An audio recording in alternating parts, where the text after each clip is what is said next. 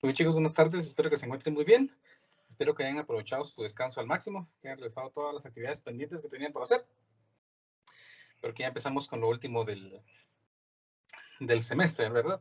Nos queda bien, vamos a ver, esta semana, la siguiente completa, y de la siguiente semana tenemos únicamente un día de clase. La siguiente clase, pues ya es nuestro parcial, entonces, pues tenemos que aprovecharlo más. Dígame. ¿Alguien me habla? No. Es un ¿Alguien compañero tiene que activo tiene su encendido micrófono? su micrófono. Sí, muchas gracias. Es el Por micro ahí de un tiene Inge. activo su... Si no, le vamos a ver sus intimidades o cosas que no deberíamos escuchar. Siempre verifiquen, por favor. A ver, pues, nos quedan entonces 7 clases y se acabó el curso, afortunadamente. Trabajaremos hoy entonces, 18 de abril, el tema de torque sobre una espira. Vamos a recordar un poquito de los temas que estamos trabajando, ¿no? Se recuerdan que las últimas clases empezamos a aprender cómo las cargas o las partículas con carga tienen un movimiento dentro de un campo magnético. Vimos que existe la regla de la mano derecha para poder definir su dirección, dependiendo de la dirección de su velocidad y también de la dirección del campo magnético. Los campos magnéticos se miden en teslas. La última clase, lo que estamos trabajando, es que cuando hay un conductor que transporta corriente, pues porque son cargas en movimiento, también recibe una fuerza y hay una fórmula para calcular la fuerza magnética debido a esa corriente. Entonces vamos a ir un poquito más allá ahora, y hoy que es 18 de abril del 2022, trabajaremos entonces torque sobre una espira.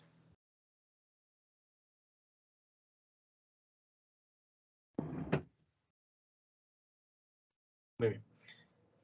El torque sobre una espira ocurre cuando nosotros tenemos primero una espira. ¿Y qué es una espira? Pues una espira es un conductor que se ha doblado para formar una región cerrada. Supónganse.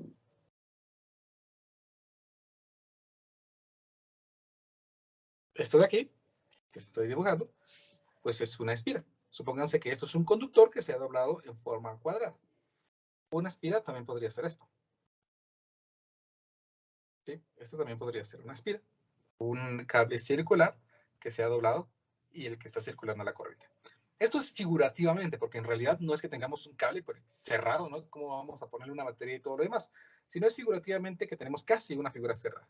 Porque lo que describimos es que realmente tenemos aquí un conductor muy pequeño que se ha doblado en forma de espiral, ya sea circular o cuadrada, para formar esto, ¿vean? Aquí tenemos un conjunto de espiras.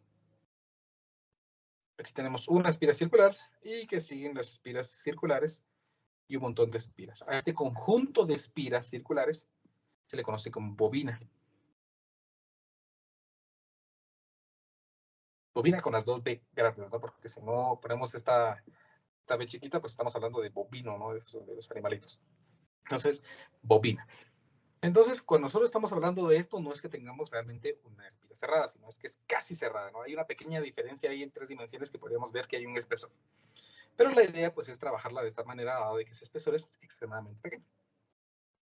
Supongan entonces que tenemos una espira, vamos a suponerla rectangular porque es más fácil de intuir los procedimientos, que se encuentra dentro de un campo magnético y en esa espira está circulando una corriente. Pensemos entonces que aquí tenemos un campo magnético.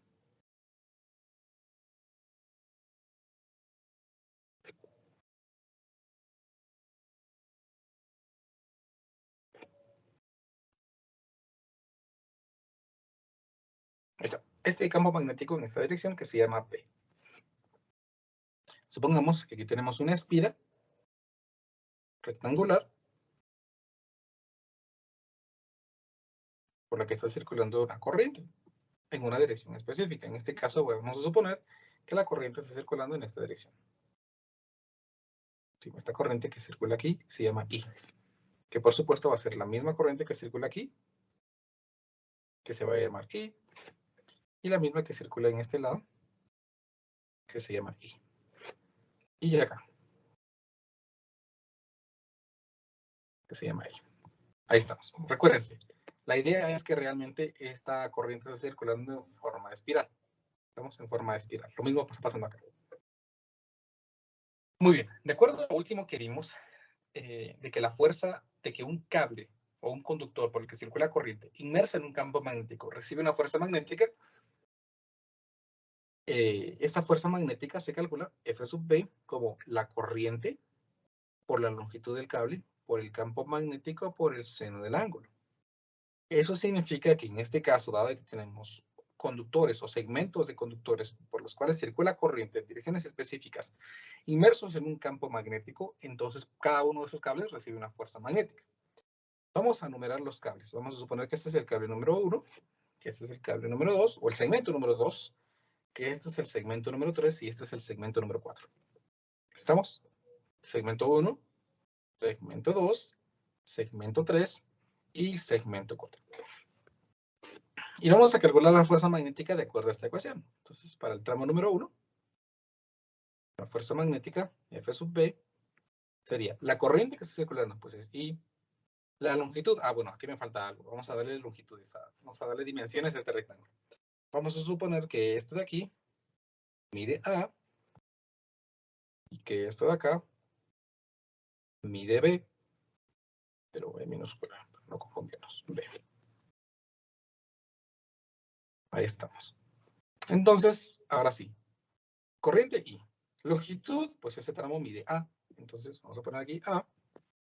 Por campo magnético, pues mide B por el seno del ángulo. ¿Y cuál será el ángulo que forma la dirección de la corriente y el campo magnético? ¿Quién me dice? Por favor, ¿cuánto es ese ángulo?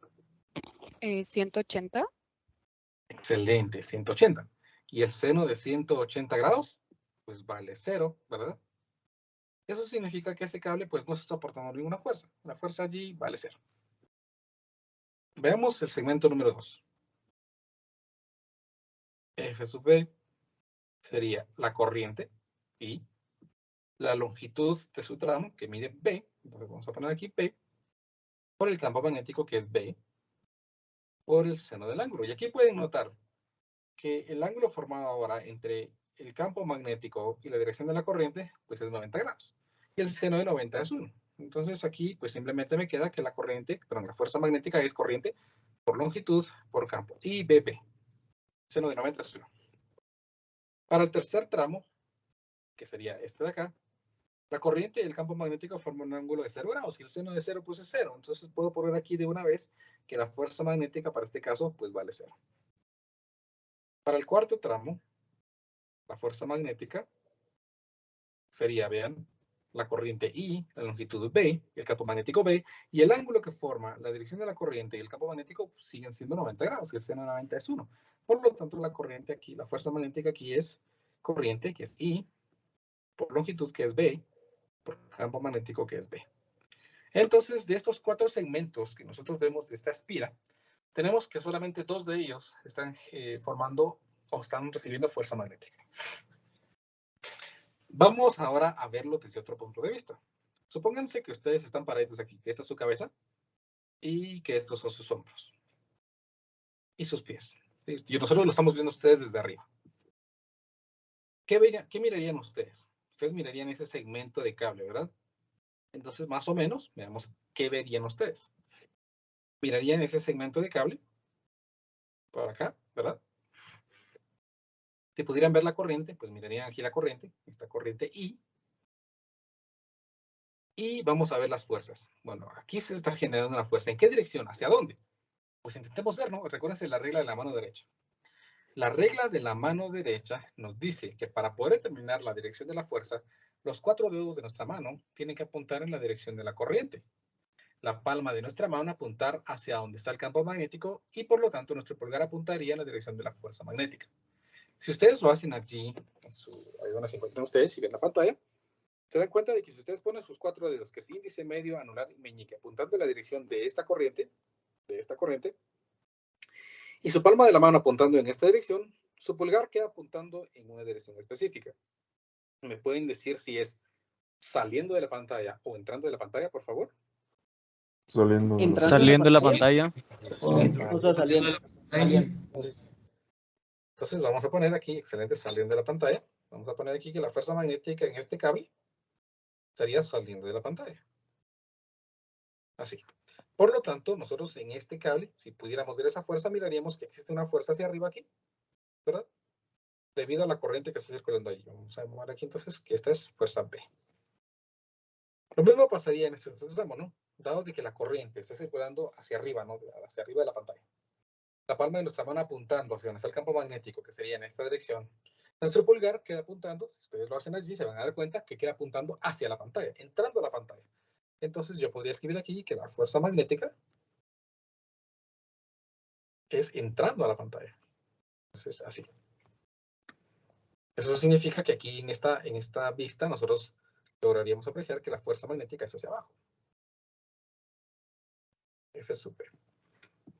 Entonces, esto es como lo que ven en mecánica analítica, ¿no? Porque ustedes llevan este curso paralelo con mecánica analítica. Y si ya llevan atrasados en este curso, por ejemplo, pues ya llevan mecánica analítica. Esto se conoce como par, ¿no? Esto es un par. La característica de un par es que no genera traslación, pero sí genera rotación. Observen, si aquí hacemos nosotros la suma de fuerzas verticales, pues unas hacia arriba, otras hacia abajo, y me la cero. Entonces no hay traslación. Es decir, esa teoría del par sí tiene razón. Pero si nosotros ponemos aquí un eje de rotación, ponemos aquí el centro de esto como eje de rotación, pues nosotros miraríamos de que esta fuerza está generando una rotación alrededor de este punto, en esta dirección. Al igual que esto, ¿no? Le genera una fuerza en esta dirección, una torque en esta dirección. Por lo tanto, dado de que las dos fuerzas contribuyen a generar una torque en la misma dirección, tenemos un torque neto o un momento de torsión neto. Entonces vamos a determinar este momento de torsión neto, la suma de los momentos de torsión. Veamos cuánto va a ser. Para eso necesitamos brazos, ¿no? Entonces, recuérdense que esto mide A. Y si estamos suponiendo que este es el punto medio, entonces la distancia de aquí hacia acá es A medios, tanto para una fuerza como para la otra. De tal manera, entonces, que si hacemos la sumatoria de momentos de torsión, dado de que los dos apuntan en la misma dirección, es decir, a favor de las manecillas del reloj, de acuerdo a la vista que nosotros tenemos, sí, lo vamos a colocar únicamente la magnitud y aquí me quedaría. Es la distancia a medios por la fuerza, F sub B. Más, dado que tienen en la misma dirección, ¿verdad? A medios por la fuerza F sub B. Eso sería entonces el momento de torsión neto, que vamos a llamarlo momento de torsión T. Noten que en ambas expresiones tenemos el elemento a medios. Entonces aquí me quedaría a medios multiplicado por F sub B más F sub B. En donde F sub B pues es la fuerza en cada uno de los cables aquí. Y observen que en cada uno de los cables tenemos la misma magnitud de fuerza, intensidad por longitud por campo magnético. En este caso entonces me quedaría que el momento de torsión sería A medios por IBB más IBB. IBB más IBB, pues es 2IBB. Y 2IBB por A medios, pues simplemente me queda entonces que el momento de torsión sería A por I por B por B.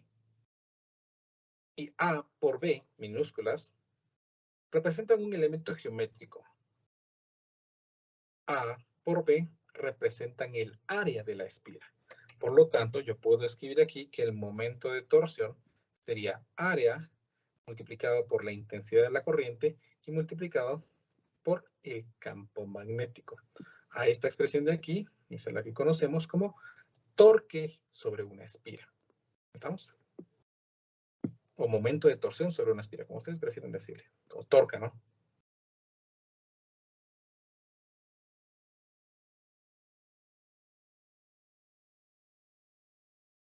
Sí, torque o torca sobre una espira. Muy bien, pero la torca, dado que tiene una torca neta, esa torca neta le va a generar rotación. ¿Cómo va cambiando la torca conforme exista la rotación? Pues eso es lo que vamos a intentar ver. Supóngase que seguimos en este caso, pero ya las fuerzas han empezado a mover esta espira. Supónganse entonces que la espira, vamos a ver, el punto medio, pues es más o menos por aquí. Y la espira esta, pues ya se encuentra girando. Entonces pensemos que está por aquí. Supóngase que esa es la espira que originalmente se encontraba aquí.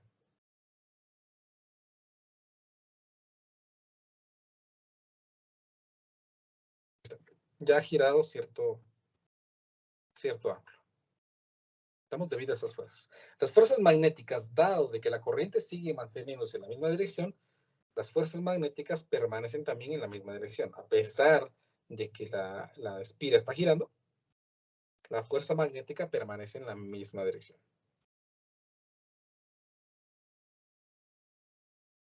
Y observen que respecto a este punto, el brazo de palanca de cada una de esas fuerzas ha cambiado. Porque el A medios, el valor de A medios, estaba aquí. A medios. A medios. A ver, pues entonces vamos a hacer lo siguiente. Vamos a ubicar un ángulo de referencia. Vamos a ubicar este ángulo de referencia. Este ángulo que vamos a llamar θ. Que sería el mismo para ambas fuerzas. Θ. Con este ángulo θ que he marcado aquí, puedo determinar cuánto vale este brazo de palanca. Usando trigonometría, me quedaría que es A medios por el seno del ángulo. Lo mismo aquí. A medios por el seno del ángulo. Ahí tenemos esos brazos de palanca. De tal manera que si volvemos a hacer aquí nuestra sumatoria de momentos de torsión,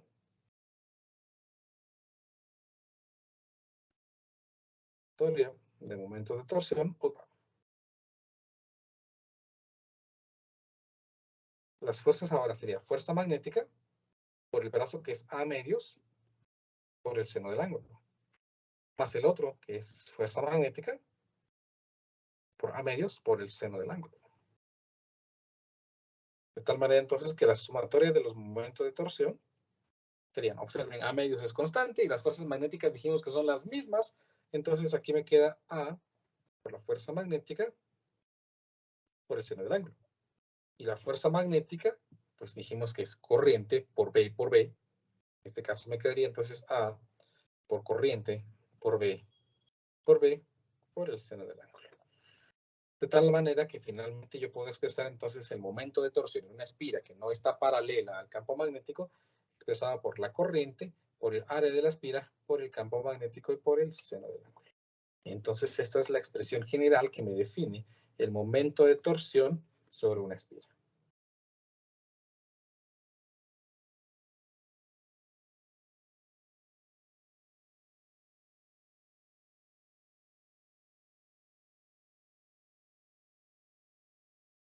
El momento de torsión sobre una espira. En la que este ángulo, vean, este ángulo es el ángulo que forma la fuerza magnética y la espira. Pero hay una forma más fácil de poder representar ese ángulo. Ese ángulo, vean, si nosotros lo ponemos aquí, generamos una perpendicular al área, un vector perpendicular al área. Resulta que ese ángulo que se ha formado aquí coincide con este ángulo que se ha formado aquí.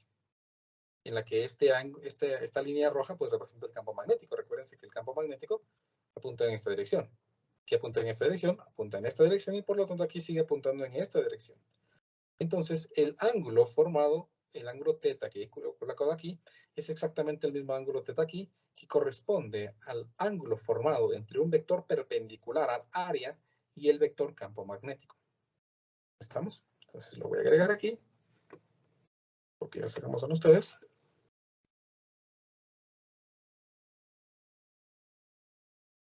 Ángulo formado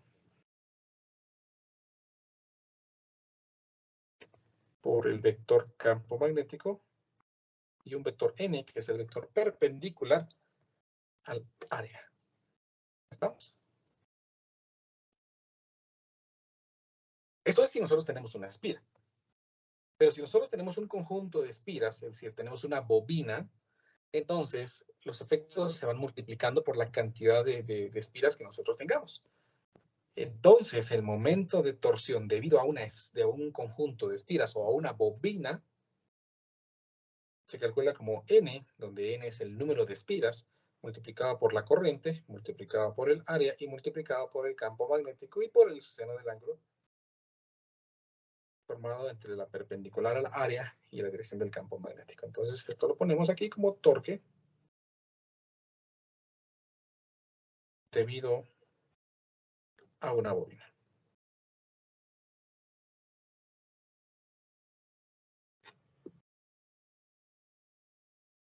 ¿Estamos? Este es el principio del motor eléctrico. Cuando se hace circular una corriente en un elemento que está en un campo magnético, entonces se va a generar una rotación.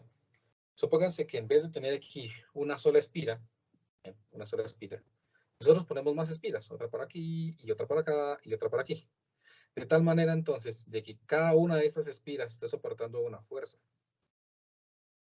No, esta es para acá, perdón. Que la va a hacer rotar y va a generar un movimiento mecánico en base a una corriente eléctrica. Es el principio del motor eléctrico. Generar una rotación usando una corriente. ¿Estamos? Generalmente la corriente se utiliza para generar el campo magnético, que se conoce como electroimán, y para que la corriente también circule por un conductor. Ese efecto del campo magnético y la corriente circulando por una espira genera el movimiento de un motor. Estamos en el motor de corriente directa. Creo que en el laboratorio hay un motor de corriente directa. Podría ser buena idea haberlo mostrado. A ver, practiquemos un poquito estas ecuaciones.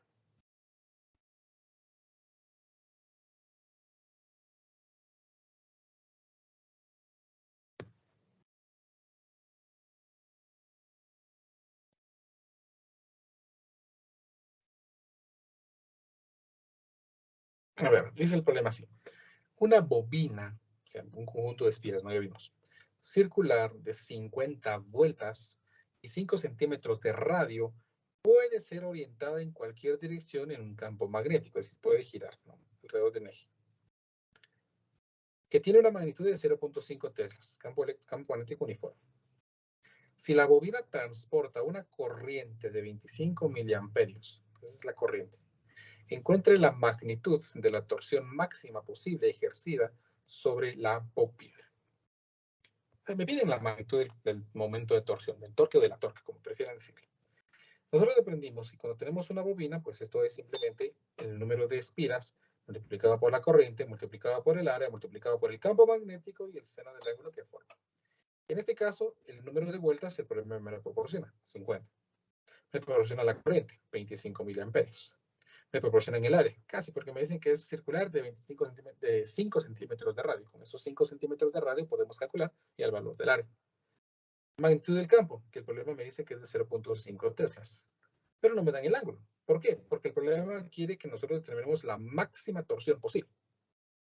Al determinar la torsión máxima, estamos definiendo de cuándo esto es máximo.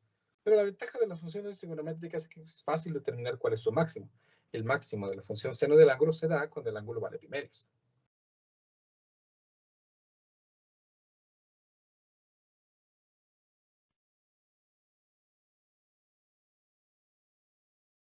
Si tratas pi medios, entonces el ángulo es máximo. Por lo tanto, el máximo momento de torsión se da en este caso en 50, que es el número de vueltas, por la corriente, que es 25 miliamperios, por el área, que es pi, por el radio, que es 5 centímetros. Ojo con las unidades de los prefijos, ¿no? Porque no voy a ingresar yo 5 centímetros, ¿no? Sino voy a ingresar usando prefijos. Por el campo magnético, que es de 0.5 teslas. Entonces, el momento de torsión máximo, veamos de cuánto va a ser. 50 por 25 por 10 a la menos 3 por pi por 5 por 10 a la menos 2 centi, ¿verdad? A menos 2 al cuadrado por 0.5. Esto me da que el momento de torsión máximo es de 4.91 por 10 a la menos 3 newtons metro. Y así hemos resuelto nuestro problema. ¿Me explico? ¿Se comprende? ¿Alguna pregunta? Y es decir, de que al final el momento de torsión máxima simplemente no tomamos en cuenta el seno del ángulo, ¿o sí? Exacto, porque para que el ángulo sea máximo necesitamos que el seno de ángulo pues sea 1. Entonces podemos omitirlo. Siempre que nos pregunten el máximo de torsión es eso, básicamente. Exacto. Ya. A menos que el área cambie o la corriente cambie o cosas por el estilo, ¿no? Entonces, si no, pues, tampoco lo generemos como una ley. Muy bien. Hagamos otro ejemplo. Solo que me voy a cambiar de hoja porque el problema es grande.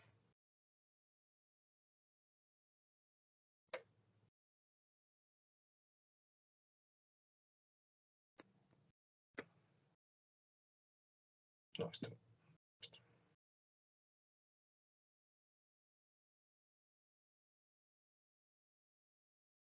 A ver, el problema dice así. Una bobina, un conjunto de espiras, ¿no? Rectangular, está constituida por n igual a 100 vueltas. 100 vueltas. Muy apretadas. Y tiene como dimensiones A igual a 0.4 metros y B igual a 0.3 metros. ¿Bien? 0.3 y 0.4. La bobina se articula a lo largo del eje Y, es decir, aquí hay una articulación que permite que esto gire alrededor de este eje, ya sea en esta dirección o en esta dirección. Y su plano forma un ángulo de 30 grados con el eje X, ¿ven? 30 grados con el eje X.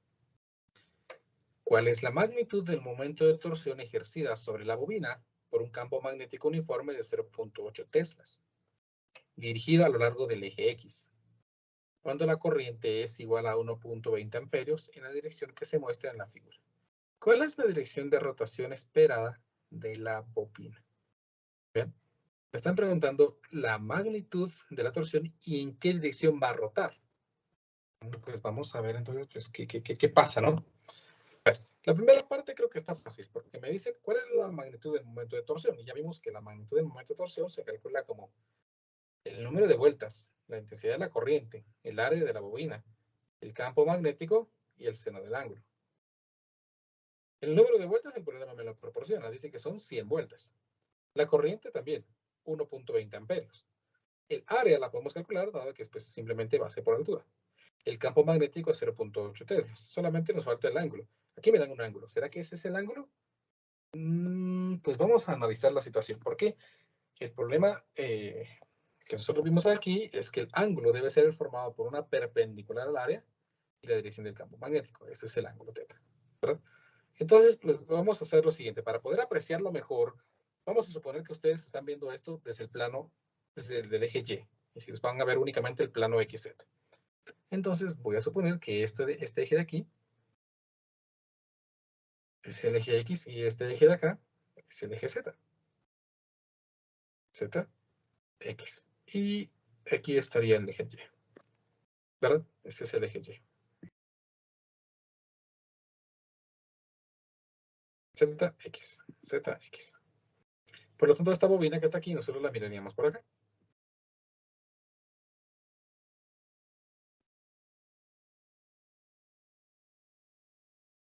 La bobina quedaría más o menos por acá. Vamos a suponer eso, ¿no? El ángulo que el problema me indica es de 30 grados. Serían los 30 grados acá. Bueno, yo necesito una perpendicular al área. Entonces, ese vector perpendicular al área sería este vector que voy a intentar dibujar por aquí. Ese es un vector perpendicular al área. Y el campo magnético, según lo que el problema indica, a lo largo del eje X. Es decir, el campo magnético, vamos a ver, apunta en esta dirección. Entonces el ángulo que yo necesito es este de aquí. ¿Será que este ángulo será 30 grados? Pues vamos a analizar. Dado de que esa es perpendicular al área, entonces yo tengo la seguridad de que esto es 90 grados. Si esto es 30, entonces esto de aquí es 60, ¿verdad? Y por lo tanto, dado de que es la misma abertura, entonces este ángulo de acá vale 60 grados. Entonces, el ángulo que yo voy a utilizar para este caso es de 60 grados, porque es el ángulo formado entre la perpendicular y la magnitud y la dirección del campo magnético. Entonces, aquí me quedaría que el momento de torsión sería N, que son las 100 vueltas, multiplicado por la corriente, que es 1.2 amperios, multiplicado por el área, que sería 0.4 metros por 0.3 metros, por el campo magnético, que es B, que se me olvidó, 0.8 teslas, por el seno del ángulo. Ya vimos que es seno de 60 grados. En este caso, entonces, el momento de torsión, veamos de cuánto va a ser, porque hay un montón de datos, que sería entonces 100 por 1.2, por 0.4, por 0.3, por 0.8, por el seno de 60. Siempre y cuando me calculo en grados, sí. Y me queda entonces que el momento de torsión es de 9.98 newtons metro. Ya tenemos entonces el momento de torsión, la magnitud al menos. ¿Sí? El problema ahora me pide que determine cuál es la dirección de rotación esperada de la bobina. Para eso, pues tenemos que ver cuál es la dirección de la corriente. ¿Ven? La corriente aquí y el campo magnético acá. Entonces, vean, la corriente está circulando aquí y el campo magnético está apuntando en esta dirección. Si ustedes usan la regla de su mano derecha, entonces, pues, no me dejarán mentir que si colocan sus 4 dedos aquí, la palma de su mano apuntando en esta dirección, pues su pulgar queda apuntando, de acuerdo a esta vista, saliendo de la pantalla. Es decir, aquí se genera la fuerza magnética hacia arriba. Bueno, esta fuerza magnética pues no genera rotación, ¿no? Porque pues, este es el eje de rotación, entonces la fuerza es paralela a ese eje, no va a generar rotación. Lo mismo pasa aquí. La fuerza de rotación resulta ser para abajo.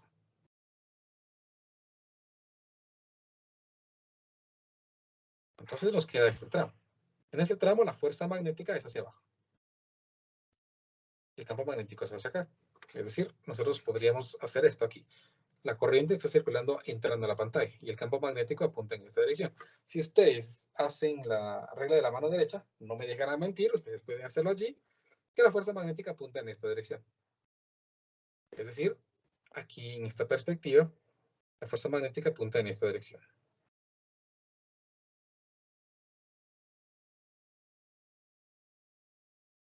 Esa fuerza magnética hace entonces que esto vaya a girar en esta dirección. A favor de las manecillas del reloj, siempre y cuando nosotros veamos esto desde el eje Y positivo. Entonces esa va a ser nuestra respuesta. Rotando a favor de las manecillas del reloj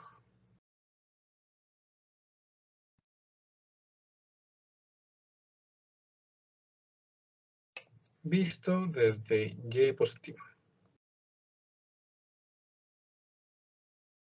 Y ahí estaría entonces nuestra respuesta. ¿Me explico, chicos?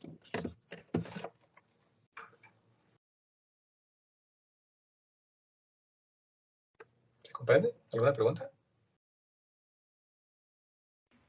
Sí, ahí vamos bien. Me confundí un poco al final, pero igual a ver la grabación.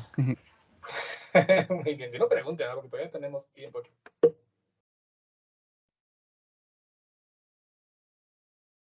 Algo bien importante, por favor, tomen en cuenta la regla de la mano derecha. La regla de la mano derecha es la clave para poder terminar estas direcciones aquí. ¿Ya?